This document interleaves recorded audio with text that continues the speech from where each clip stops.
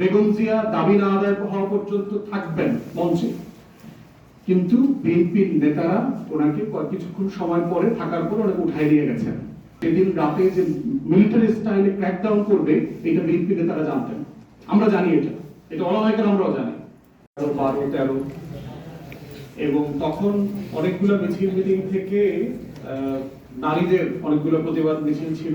বাংলাদেশ মহিলা পরিষদ, communist party, সিপিবির অঙ্গ সংগঠন সেই কয়েক দশক থেকে যারা বাংলাদেশে ইসলাম বিদ্বেষী নারীবাদিতাকে ডাইরেক্টলি প্রমোট করেছে এবং আমাদের সংস্কৃতির সাথে যায় না এমন অবাস্তব অনেক বিষয় নিয়ে তারা কাজ করেছে, তারা তখন হেফাজতকে চ্যালেঞ্জ করে যে আপনাদের সমস্যা কোথায়, এই নারী উন্নয়ন নীতিমালাটাতে কোন জায়গাতে আপনাদের চুলকানি আছে, এই বিষয়ে তারা প্রচুর কথা বলতে থাকে।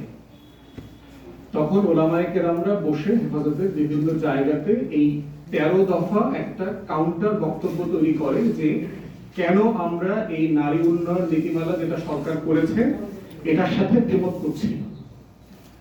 সেখান থেকে আসে হচ্ছে 13 দফা, এবং এই 13 দফার সমর্থনে তখন হেফাজত হাটহাজারী থেকে, পটিয়া থেকে এবং আরো যত যত বড় বড় মসজিদ মাদ্রাসা থেকে তারা প্রতিবাদ সমাবেশ করতো। এবং এরকম বহু ঘটনা ঘটেছে যে প্রথম হাটহাজারী থেকে যখন এই একটা প্রতিবাদ মিছিল বের হয়, সেই মিছিলকে রক্তাক্ত করা হয়। অসংখ্য ভাই হাটহাজারীর যারা তরুণ ওলামায়ে কেরাম ছিলেন, ছাত্ররা ছিলেন, তারা আহত হয়েছে। আমার এখানে আমার দেশের ভাই যিনি আছেন ওনার এগুলো মনে থাকার কথা পরিষ্কার। এরপরে হচ্ছে কাউন্টার আরো প্রতিবাদ মিছিল, কাউন্টার মিছিল গ্রুপে গ্রুপে চলতে থাকে। এবং তখন আমরা দেখেছি যে ঘাদানি যেই ভাষাগুলো ব্যবহার করত, শব্দগুলো নির্মূল, নিশ্চিহ্ন, হেফাজতকে নাই করে দেওয়া, হুজুরদেরকে দেখে নিব, এই ধরনের বহু বক্তব্য তখন আমি দেশের বাইরে ছিলাম বা তখন পত্রিকাতে আমি পড়েছি বলে আমার পরিষ্কার মনে আছে আর কি, যেই ভাষাগুলো আমরা 13-14তে শাহবাগ থেকে শুনেছি, একই ভাষা মহিলাদের সেই মহিলা পরিষদের সমাবেশগুলো থেকে।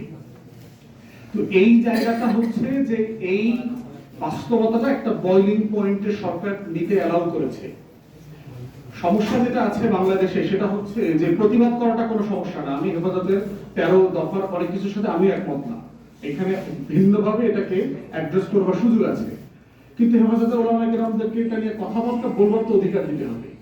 যারা এটা বিশ্বাস করেন তারা তো এটা নিয়ে মিছিল মিটিং করতে পারতে হবে। গণতন্ত্র মানে আমি যেটার সাথে একমত না, মানে আমাকে গণতন্ত্র মানে কি, আমাকে গালি দেওয়ার অধিকার থাকতে হবে। যারা আমাকে পছন্দ করেন না, যারা দিনরাত গালাগালি আমাকে দিচ্ছেন, এই দেওয়ারটা তো একটা অধিকার, এটা তাকে দিতে হবে। আমার পার্সোনাল ফেসবুক পেজ আইডি থেকে আমার একদিনকে বলে দিয়েছি কোনো গালাগালি ডিলিট না করবার জন্য, সবকিছু থাকতে হবে, তো এটা তার অধিকার আমাকে গালি দেওয়ার। আমি পাবলিক পলিটিক্স করি, আমার মিনিটে মিনিটে পাকিস্তান পাঠায় দেয়, অথচ পাকিস্তানের ফ্লাইট সপ্তাহে মাত্র 2টা। বাট স্টিল তার আকাঙ্ক্ষা, মানে সে আমাকে প্রতিদিন পাকিস্তানে পাঠাইতে চায়, তার আকাঙ্ক্ষা প্রকাশ করবার অধিকারকে তো আমি সম্মান করি। তো সেই জায়গাতে সমস্যা যেটা হয়েছে যে হেফাজতের বক্তব্য কিন্তু এটা বলা হয়নি। হেফাজত সরকারকে ইসলাম বিদ্বেষী বলছে, কিন্তু নারী অধিকারের যারা কাজ করছে, মহিলা পরিষদ, এদেরকে নির্মূল করে দিতে হবে, নিশ্চিহ্ন করে দিতে হবে, তাদের মিছিল মিটিং আক্রমণ করতে হবে, এই ধরনের কোনো চিন্তা চেতনা আমরা এটার ভিতর দেখি নাই। তো এইটা 11 থেকে 13 পর্যন্ত চলছে। এর ভিতরে যেটা হয়েছে, যেহেতু 14 জানুয়ারিতে নির্বাচন স্কেডিউল, সরকার টেন্স হয়ে গেছে এবং এর ভিতরে বিএনপি একটা এলিমেন্ট যোগ হয়েছে, বিরোধী সব দলগুলো সবাই মিলে যে এই হেফাজতের এলিমেন্টটাকে কিভাবে কাজে লাগানো যায়, এবং এই আলোচনাটা আসে না। আমার মনে হয় এই আলেমদের ভিতর থেকে আলোচনাটা আসতে হবে যে এপ্রিলে 2013 এপ্রিল মাসে কিন্তু হেফাজত একটা বড় সমাবেশ করেছে, নিরাপদে নিরিবিলি প্রোগ্রামাদি করে সে তারা বাড়ি চলে গেছে। তাহলে মেয়ের সমাবেশটা এত বেশি রক্তাক্ত হয়ে গেল কেন?